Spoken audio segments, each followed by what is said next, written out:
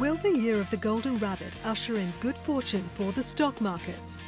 A suite with a theme, will it improve your hotel experience? And Channel News Asia celebrates Asia's most innovative companies.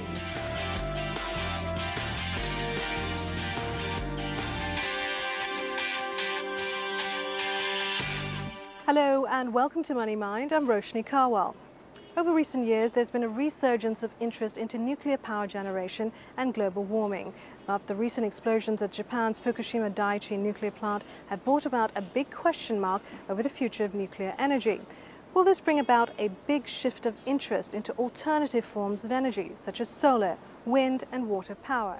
Coming up after the break, we take a look at Channel News Asia's Luminary Awards. Stay with us. India unveiled its national budget on February 28th. As Asia's third largest economy, it's facing one of the highest levels of inflation in the region. A budget deficit coupled with severe food shortages were just some of the issues the budget tried to address. But was India's budget actually ambitious enough to tackle some of the country's most critical challenges? We take a deeper look.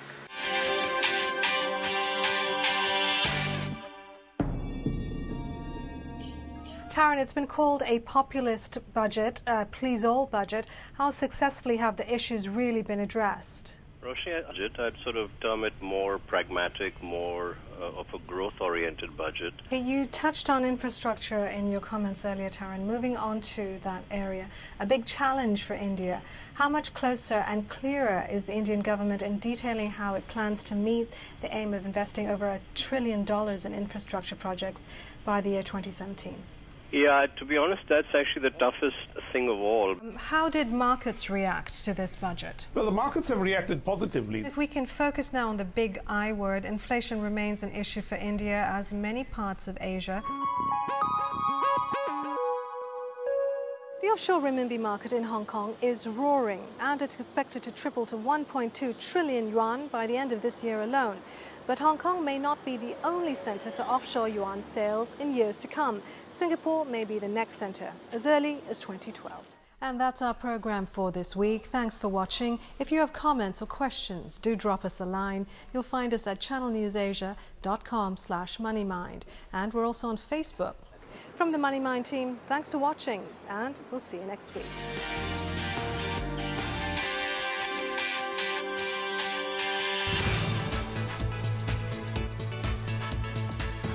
Hello, I'm Roshni Showreel. Welcome to this special Singapore budget edition of Asia Today. Singapore's Finance Minister Tharman Shanmugaratnam has delivered the country's budget. The aim, an inclusive budget to strengthen Singapore's economy and society. The government will give out over 13 billion Singapore dollars to help Singaporeans and businesses. Minister Tharman says the measures span from helping Singaporeans cope with rising costs to encouraging businesses to grow. We go live to Singapore's Parliament House, where Channel News Asia's S. Ramesh is standing by with reactions from the MPs. Ramesh.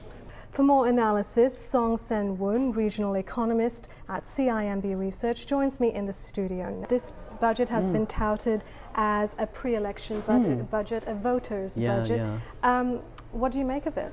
Almost, I think the good thing about the government for this year is that they have an exceptional record year last year, from which they have windfall gain from revenue sources which they had not expected, and this allowed them to share the surpluses with both the household side and the business side as well. How much can the Sing dollar strengthen before it disrupts Singapore's exports? Well, very good question. I think a lot of that will obviously depend on how the currencies of our neighbour are doing. Thank you very much for those comments.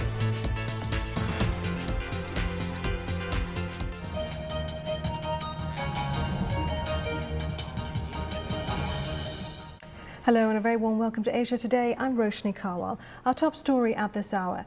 Japan's top government spokesman has blasted the Tokyo Electric Power Company for measuring inaccurate radiation readings at the troubled Fukushima nuclear power plant. Yukio Edano says the mistake is unacceptable.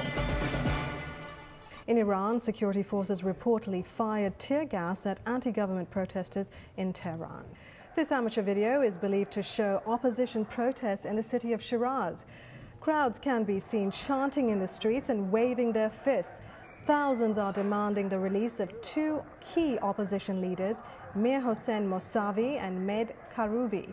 Their families say the men are detained in prison. Former Taiwanese First Lady Wu Shu-chen has arrived in a prison hospital in Taichung for a medical examination. It will determine if she's fit to serve her 17.5-year sentence for corruption.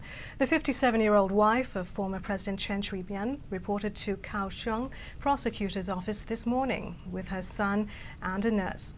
For more on that story, we're joined by a correspondent in Taipei, Victoria Jen. Victoria, how are the people of Taiwan reacting? Are they for or against her continued imprisonment? Now, the former First Lady was paralyzed from waist down since a car accident in 1985.